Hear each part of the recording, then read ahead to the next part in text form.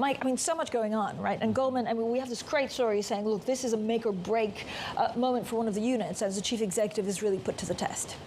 Yes, I think, we're talking about that unit being the asset and wealth management unit.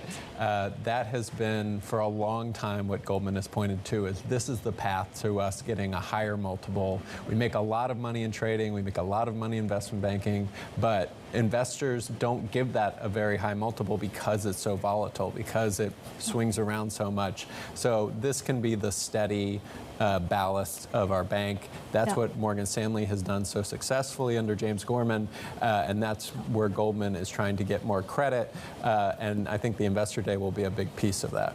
Can David Solomon turn this around? Well, if you look at a year ago, Jamie Dimon used his Investor Day to really kind of head-on take on criticism of the bank's spending and really, kind of change the narrative of that. I think that's what Solomon will try to do here, kind of change the narrative. It's all been about the flop that was consumer banking, but if they can show some momentum in this other business that investors tend to like, that could help change some of the, momentum of it. So momentum is, so this is what negative narrative. So he basically, I mean, will he say that everything's on the table, and how much is his job on the line actually?